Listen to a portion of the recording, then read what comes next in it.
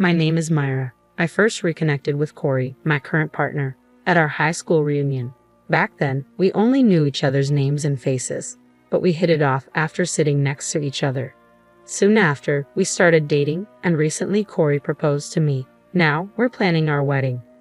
I had met Corey's father-in-law and mother-in-law a few times since we started dating, and they always welcomed me warmly. The only family member I hadn't met yet was Corey's sister, Kristen.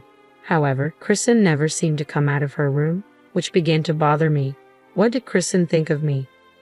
Don't worry about her, Corey tried to reassure me one day. She's just shy. I felt relieved hearing Corey's words, but our assumption that Kristen was simply shy turned out to be a major mistake. We're so happy that you're going to be Corey's wife, Corey's mother said enthusiastically one day. Corey, you've really stepped up. Make sure you make Myra happy. I will, Corey replied with a smile. When we finally told Corey's parents about our plans to get married, they were thrilled. We just need to tell Kristen too, Corey's mother said, leaving her seat.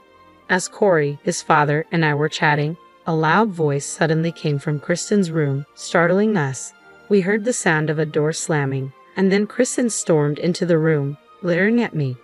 I will never accept this marriage, she exclaimed angrily. Hold on, Kristen, Corey's mother said, following her. Let's talk about this. But Kristen didn't stop. Marriage is disgusting. Just the thought of having strangers in the house is bad enough. But getting married? Seriously, no way. That's just gross. Kristen's father raised his voice in anger, but Kristen ignored him. She scanned me from head to toe, crossed her arms, and snorted. Corey's taste in women is just awful. Why on earth would he marry someone as unattractive as you? Just thinking about what the kids would look like sends shivers down my spine. Can Corey even handle raising a child like this? Of course he can. What are you even saying, sis? Corey interjected, clearly upset. Anyway, I'm against this marriage. I don't want her in our family. Don't you dare show your face here ever again. At Kristen's outburst, Corey and his parents scrambled in panic, trying to silence her. Their voices seemed to echo from far away as I gathered myself. I stood up and found myself saying something I never thought I would. Fine. I won't ever come back to this house, Myra, I said, addressing Corey. I'm sorry for my sister, but I want to marry you. Yeah, I still want to marry Corey, I continued, my voice steady. We will get married, but I will never come to this house again, and I will never see Kristen for the rest of my life. This discussion is over. I said I don't want you to get married. Kristen yelled angrily, but I ignored her. I started to prepare to leave. As I was walking out, I glanced back at Kristen and said firmly, I don't need your approval for the marriage. Corey's parents' blessing is more than enough. Rest assured, since we'll never meet again, there won't be any awkward family get-togethers. No matter how much you object, I won't give up on Corey. Goodbye. I'll never forget what you've said to me. With a composed expression, I bid my goodbyes to my shocked in-laws and left. Corey hurried after me, apologizing with a near-tearful face. Once we were out of sight of his parents and Kristen, tears started to flow down my cheeks. Corey apologized again.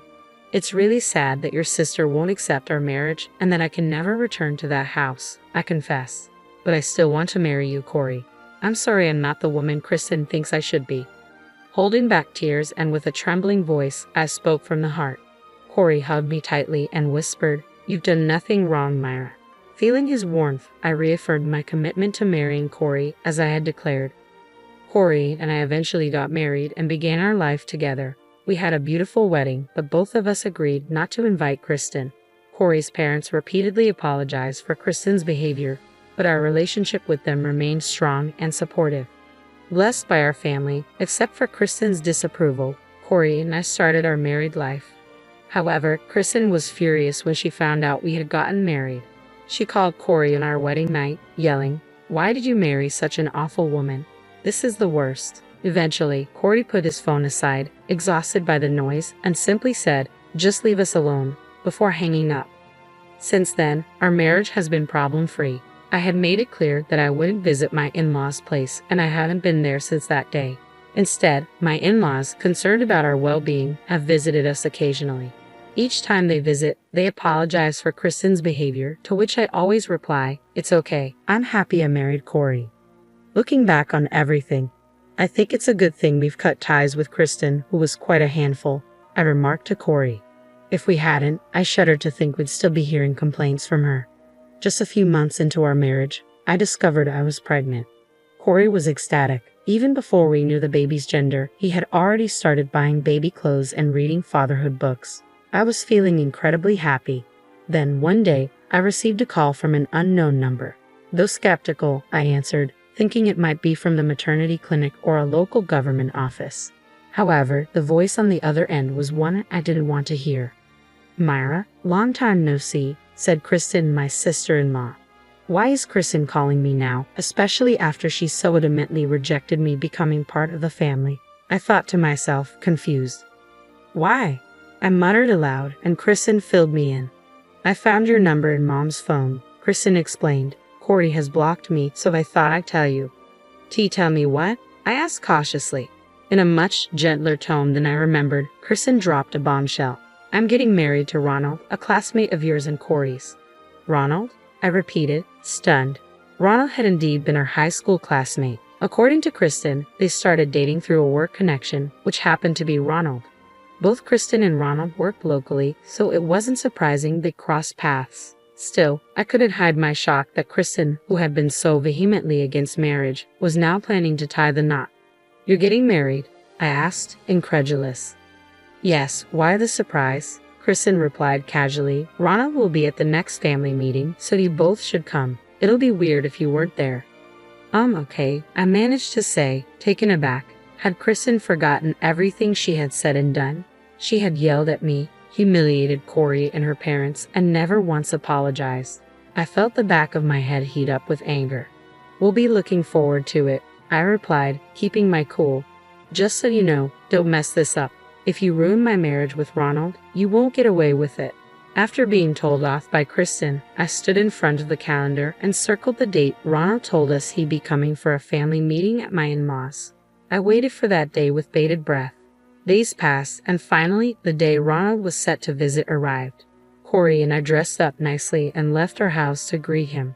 When we reached the front of my in-laws' property, it seemed Ronald had just arrived. I saw Ronald and Kristen waving at us from their car, and Corey and I smiled back. "It's been a while since the wedding," Ronald remarked warmly. "Myra, Corey, how have you been?" "We've been good," Corey replied. "Myra is expecting, actually." "Really? Congratulations." Ronald greeted me with his familiar warm smile from high school. He leaned in towards my baby bump and said, "Can't wait for you to join us, little one." "Thank you." "I'm not allowed inside the house anymore, so Ronald, I'm sorry, but I'll have to consider this family meeting over," I said calmly, standing next to Ronald. Kristen looked towards the property of her in-laws and gently said, "Let's go." "No," I responded with a smile. "I'm not allowed inside the house anymore, so Ronald, I'm sorry, but I'll have to consider this family meeting over." "Huh?" Kristen's face flushed with rage, while Ronald looked puzzled. Realizing Ronald was clueless, I decided to clarify. When Corey and I came to introduce ourselves as a couple, Kristen opposed us. She said we were not welcome, that our union was disgusting, and that we should never come back. We married despite her, and that's why she didn't come to our wedding. "What?" Kristen told me she was sick during the wedding. Ronald interjected. "That's not true, Myra. What are you talking about? Stop lying." Kristen tried to suppress her anger. I couldn't help but chuckle. "I mean, come on, Kristen. You've got amnesia or something. You've made fun of me countless times. You even told me to my face that I'm ugly, said the baby I'm expecting will have my face, and questioned if Corey could raise such a child. Forgotten all that, Ronald.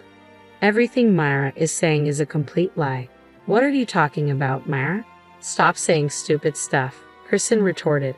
"Just so you don't forget, let me remind you, I will never enter this house, and I will never forget what you've said to me," I said firmly. Kristen looked at me with cold eyes and forcibly grabbed my hand. "Enough of this nonsense. Even Ronald is losing patience. Let's get inside." Corey and Ronald released my hand from Kristen's forceful grip. Kristen fell flat on her butt, looking dazed. Her pretty dress was now soiled with dirt. Ronald didn't offer her a hand and just looked down at her. "Is what Myra saying true?" Ronald asked, his tone serious. "It's a lie. All lies. Myra has a problem with making stuff up, right, Corey?" Kristen almost threatened with her tone. Sis, you're embarrassing yourself, Corey sighed. What Myra is saying is true. If you're thinking of marrying Ronald, you better acknowledge this aspect of yourself. Upon hearing Corey's words, Ronald paused for a moment and then started walking towards the car. Wait. Kristen chased after Ronald in her dirt-covered dress, but he wouldn't let her into the car.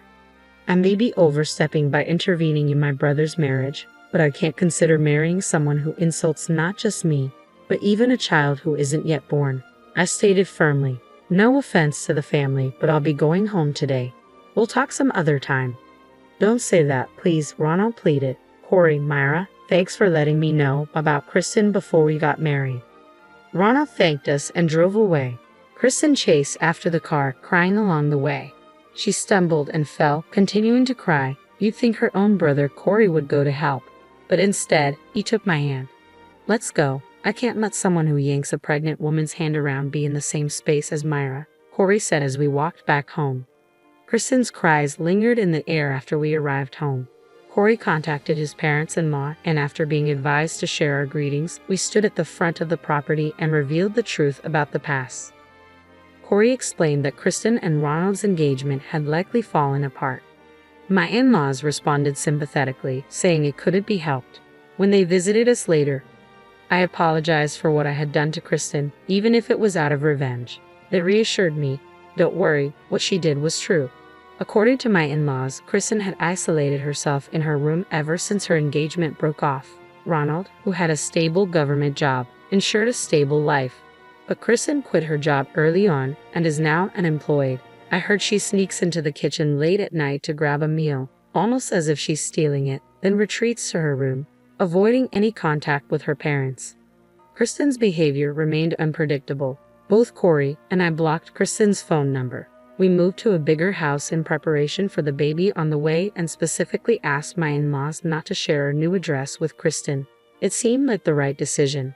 After we moved, Kristen went to our old place, banging and kicking the front door, shouting to be let in.